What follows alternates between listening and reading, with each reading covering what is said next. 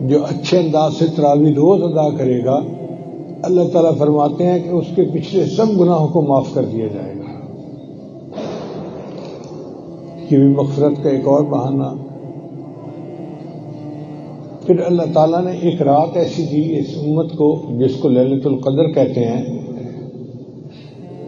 اس کے بارے میں نبی صلی اللہ علیہ وسلم نے فرمایا کہ من قام رمضان فی لیلۃ القدر غفر له ما تقدم من ذنبه، جو بندہ قیام کرے گا رمضان میں لیلۃ القدر میں، اللہ اس کے پچھلے سب گناہوں کو معاف۔ تو یعنی گناہوں کو معاف کرنے کے 3 بہانے ہیں۔ اللہ اکبر کبیرہ، ایسے لگتا ہے جیسے اللہ تعالیٰ کی رحمت تلی ہوئی ہے اپنے بندوں کو معاف کرنے کے لیے۔ پھر یہ رمضان مبارک کی رات اتنی بابرکت رات ہے، خیر من 1000 شہر، 1000 مہینوں کی عبادت سے زیادہ بہتر ہے۔ 1000 مہینوں کو کیلکولیٹ کریں تو 83 سال بنتے ہیں۔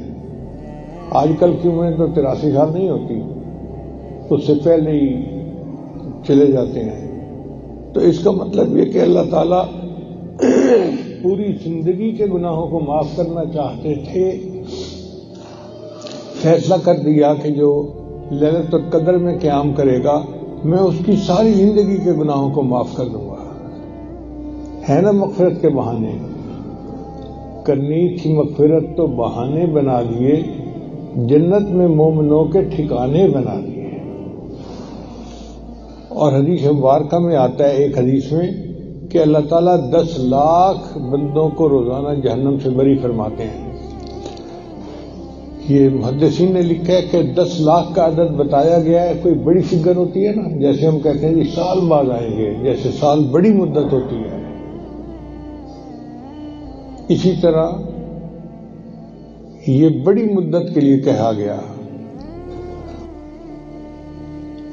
تو اگر ایک رات کے قیام پر یا ایک رات کی عبادت پر اللہ تعالیٰ پوری زندگی کے گناہ معاف کرتے ہیں تو کتنا نفع کا سودا ہے۔ اللہ نے مغفرت کے بہانے بنا دیے۔ سبحان اللہ، سبحان اللہ۔